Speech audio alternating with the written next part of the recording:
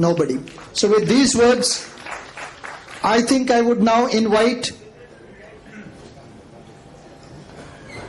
the most important person, the pivot, that is the economics. And let me request you, sir.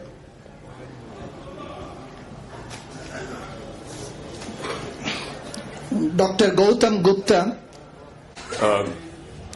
Respected Coordinator, Dr. Arun Singh, Dr. Ashok Dhawale, Dr. Reddy, Dr. Rao, ladies and gentlemen, we seem to be running rather behind time, and from audience we've talked about card mobility, but I've been also watching the audience mobility, and it seems that patience is wearing thin. So let me, without further ado, begin by thanking the association for giving me this opportunity among professionals that I have in this panel who are health professionals or political workers with a huge mass base. I am just a teacher of economics, or was until recently, and a kind of wild card in this panel. You really don't know what to expect from me. For that matter, I don't know what to expect from myself. So let me talk about insurance, because however much we might cry ourselves hoarse about universal public health, the government seems hell-bent on shifting the burden of providing universal public health to the people, whether state government or central government, the attitude is not different, towards market-driven insurance. And the point that we're making is that you are not having to pay. We are paying for you. You just come to us, as she said, and do an enrollment. So let me briefly discuss how the insurance market works.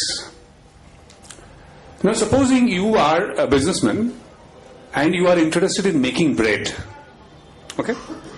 So this is what you follow what is Marx called the MCM- model, which means you come to the market with money, you set up a bakery, you buy the necessary equipment for the bakery, you hire some workers, you get to the market and buy flour, you buy yeast, and then you start making bread. And once you've made enough bread, you have people delivering those breads to the shop so that you and I can go and buy that bread. And it's only after the bread is sold that you realize the money. And from there you reimburse yourself, and hopefully you have something extra. So if you have started with 100 rupees, after the cycle is completed, you end up with 110 rupees, so 10 rupees is your profit. That's your M dash. The insurance market works exactly in reverse. Here the insurance company is coming to you, some agent they have sent, and he convinces you, even today, without the government, you can buy health insurance, you can buy life insurance. We all do, in fact. What that person is giving you, so he convinces you that this is a very good scheme. You can get insurance up to 55 lakhs, you get treatment for blah, blah, blah, blah, blah. We have all these listed hospitals, cashless facility, etc., etc. You're quite dazzled. So you buy that insurance. You have written a check, the premium check. This is real money that's going from your pocket to the insurance company. And that money will go tomorrow. You give the check today, it will be deposited in the bank. In this day and age of core banking, the money will be taken tomorrow. This is real money that has gone to the insurance company. What have you got? You got a piece of paper. You have a piece of paper. You don't have any actual commodity. You have a piece of paper. Maybe you have a card and a policy.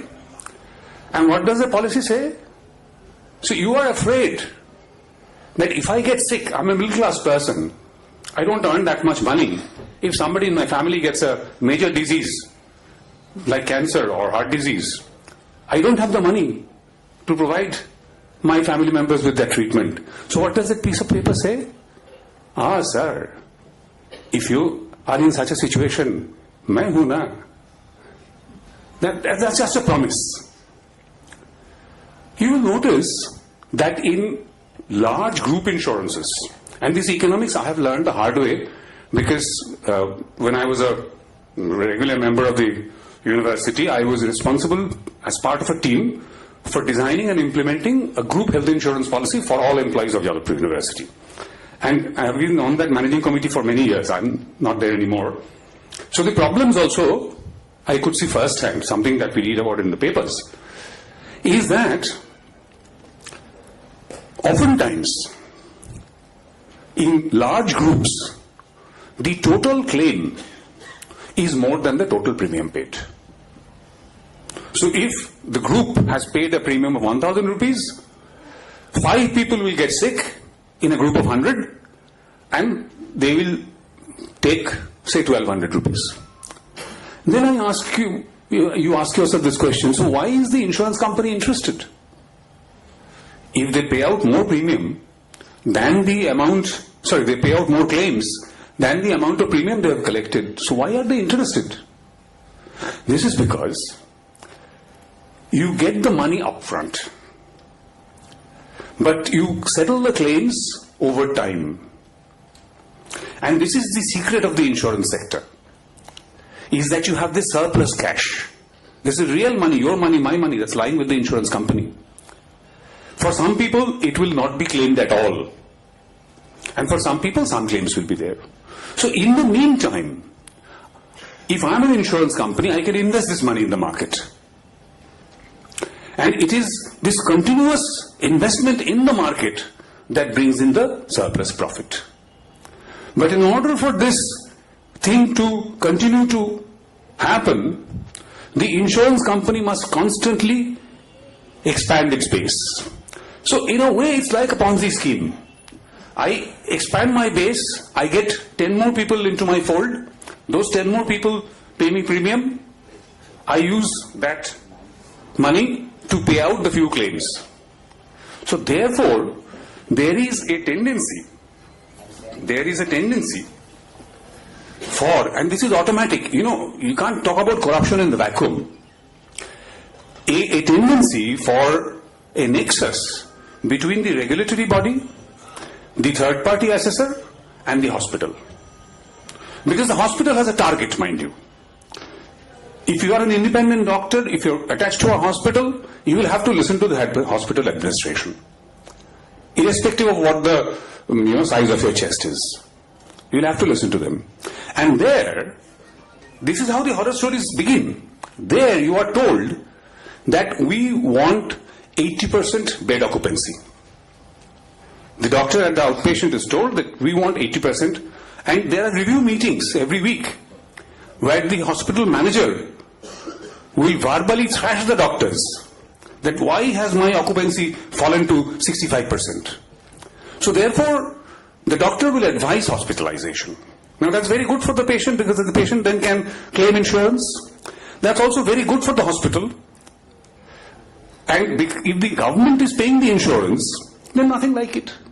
So it's ultimately taxpayers' money that is going in that direction. So it's a win-win situation for everybody except the taxpayer. The second thing is the tendency to reach the maximum amount of insurance. Not only just the ratio of beds covered versus ratio of beds empty, but this is why if you go to a private hospital and you complain of pain in the knee, there's 50% probability that you will come out with a knee replacement surgery. A very common ploy, and I'll come to my final points now, is you have some slight chest pain. Now people of my age, in the age group of 60 plus, will have some chest pain. Now, if I'm the worrying kind, I will go to the hospital and I will be asked to undergo angiography, which means a small incision will be made and a little camera will be inserted which will go through the veins to check out the arteries surrounding the heart. And my wife, who is not a doctor and is very scared, is sitting outside. Now after the camera is inserted, and this has happened so many times it's become copybook, the doctor will come out and say, ma'am, your husband has 70% blockage. So if you sign this form, I can do an angioplasty. I will break those blockages. Balloon surgery it's called. My apologies if I'm making some technical mistakes here. And here is this poor scared woman who thinks her husband is going to die, will sign that form. Now, this is the vulnerability of the patient. And my hospital bill will go up from 70,000 to 1,70,000 straight away. And my insurance will cover it, except that next year my premium will go up. Now, if the government is paying, that's a different issue. Two final points I will make. I'm just talking to a doctor friend this morning, very famous surgeon, now an oncologist with the cancer hospital. And she was telling me this, that look at the very poor people in this country. Tribals, scheduled caste people, construction workers, low on nutrition, low on education, low on sanitation, housing. It's very intimidating. It's very intimidating for that person to walk into a hospital like Fortis. You are talking about bringing in private players. And you're asking this person to walk into a hospital like Fortis or Isan or Ruby General, where most of the signs are written in English. So he or she needs guidance, and this is where the local quack comes in. Why the quacks are doing big business here? Because the quack is a person in the neighborhoods, person you know, the person who talks your language, who can guide you. The one thing that this has been talked about today, and I'll just end by making this final point. Countries that have done well on health have all got strong universal public health schemes which emphasize preventive health care. Remember, if I remain healthy, you gain. Somebody gains. If I become sick, my family is affected, my workplace is affected, certain things that only I can do doesn't get done. So if I remain healthy, the economy gains, the society gains. So it is in the best interest of the economy and the society to try and keep me healthy. And the best way to keep me healthy is to practice some forms of preventive health care so that I don't get sick in the first place. Insurance-driven healthcare system will never do preventive health. Because insurance-driven healthcare system that is tied to hospitals and cashless schemes want you to get sick. If you remain healthy, there is no money in it for me. If you get sick, you come to me, then everybody gains. So the time has come, as Dr. Ashram Dhale was saying, for us all to get together and say clearly that, Emperor, where are your clothes? We will not be fooled. We will call you into question. Thank you. I think you heard from all angles, but just let me brief you that even the Western world is not following what we are doing. In Japan, those private sectors which run and treat insurance patients are not allowed to come up on the stock market. They are not allowed to disburse their profits into the shareholders. So you can understand, where health has become a part of a share market, where are we going to do? Because most of these companies are also there. Before I close, I think I would like to have some questions, but I know that you are also late and you want to leave. There is one comment from Professor Reddy. Sir, please. No, very briefly, the National Health Policy states that for primary health care, they would like to do what is called a capitation mode of payment. And for secondary and tertiary care, they would like to use what is called a fee-for-service mode of payment. That means even for primary health care, where you have to employ private care providers, they would like to purchase the services by what's called a capitation mode. Capitation mode doesn't have anything to do with capitation medical colleges. What it means is that you pay a certain amount of money per person for a year, so that all health services that the person requires will have to be provided, even if the money is more than the money paid. That means if the money allocated for that. But if 1,000 people are being covered and only 100 people require care, then you still save on the other 900. But capitation fee actually works best when it is linked to a combined follow-up of primary, secondary and tertiary care, so that the primary care provider has a specific incentive to try and prevent disease or detect early and treat effectively, so that people do not go unnecessarily for dialysis or angioplasties and so on. So there is a great incentive to do better care in primary care and only send when necessary. This is the system followed in some places, including in NHS, and also in something called the Kaiser Permanente system in US, which is followed in limited manner. Fee for service means for every single procedure, every single admission, every single consultation, you charge separately. And there's a great incentive for the doctors, unfortunately, and the hospitals, and more importantly now the MBAs who are sitting and managing the hospitals, to ask for more procedures to be done per week, and unnecessary procedures are done. Now by delinking primary, secondary and tertiary care, you are actually introducing a perverse incentive for the primary care provider, because if I am a primary care provider and I am only going to be paid for primary care services, I may start referring patients unnecessarily to secondary and tertiary care and save my money. Unless your capitation fee system is a bundled payment for primary, secondary and tertiary care, it won't work. So therefore there is a big flaw in the National Health Policy statement, and if that is going to be followed in the future for Ayushman Bharat, we are going to be landing up into escalating healthcare costs. Thank you, sir. Just to remind all of you that there is an authority which regulates insurance. And today, you will be surprised that in India, the private insurance company, the money which they collect and the money which they pay, they only pay 60%. In USA, there is a law that if you fall below 60%, you have to give back that money. That means, as an insurance company, you are killing the system. You are taking too much of money. In India, the government insurance are paying more than 100%. That means they are paying more than the premium collected.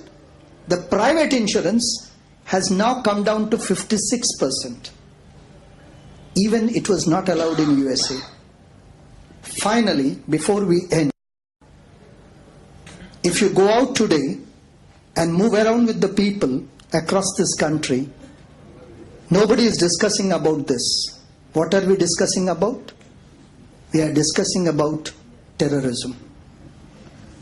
So, let me share with you, from a country where health is not a commodity, from a country where health is a right, even if you are a visiting patient or a doctor in that country, you will not be asked to produce any document, you will be treated. One of the countries where there is no sun for 6 months. One of the poorest country, where Tagore was invited to say, how can we solve our problems? On 22nd July 2011, something happened in that country. Anders Behring Breivik, he attacked a youth they were celebrating on an island. He exploded car bomb. He killed 77 people. I remember that day because just I had returned from Oslo and I had 2 nurses who were working in my hospital, in the government hospital in which I was working. They came to me, sir, we need to return back. What has happened? 77 people died. After the Second World War, no such thing has happened. Almost everyone projected this could have been a jihadi attack. Even I thought so. Let me be very honest to you. News came that this gentleman, Anders Behring Breivik, he was a right-wing extremist, a self-proclaimed Christian, who was telling, all these Indians and Pakistanis are coming to my country. This Labour government is allowing. Tomorrow we will become a minority. ये घुसपैठी हैं, आ रहे हैं हमारे देश में, और इनको सबक सिखाने के लिए मैंने ये गोलियां चलाई हैं. And if you don't think me patriotic enough, tomorrow this country called Norway will be changed to some India or Pakistan. I thought to myself, what would have happened if this would have happened in India? All the media, everyone would have started shouting, no question of health policy, no question of education policy. There was always someone who died related to somebody. Norway has a small population. On 23rd July, when he went to court, he said, I am not repenting, don't think that I am mad. I am fully sane, I have killed 77 people. They were all from these countries. And he said, you, the Labour Party, have spoiled this country. You teach all children a poem which in their nursery rhymes they recitate. And that poem was The Rainbow Color. This was written by Pete Seeger, but Pete Seeger never knew that it had become converted into Norwegian a song for the nursery. What was that song? One blue sky above us, one ocean lapping all our shores, one earth so green and brown, who could ask for more? And these are the children who are now saying to the adults, and because I love you, I'll give it one more try to show my rainbow race, for it's too soon to die. Some want to be like an ostrich and bury their heads in the sand. Some hope of plastic dreams to unclutch their greedy hands. Some want to make the easy way, poisons, bombs, they think we need them. Don't they know they can't kill all the unbelievers? There's no shortcut to freedom. The entire Norwegian and my two nurses at 2:30 they said, sir, if you give permission, we'll sing this song. This is our answer to the terrorism. And after that there was no terrorism. They continue to enjoy health. They continue to enjoy education. I thought with those two nurses I should have stood and asked all my entire department, the people in Calcutta, to stand up and sing the song. Yes, when we talk of health, when we talk of education, when we talk of universal, we talk of freedom. We want a freedom where every citizen gets the best he can. Today's discussion panel was all about that.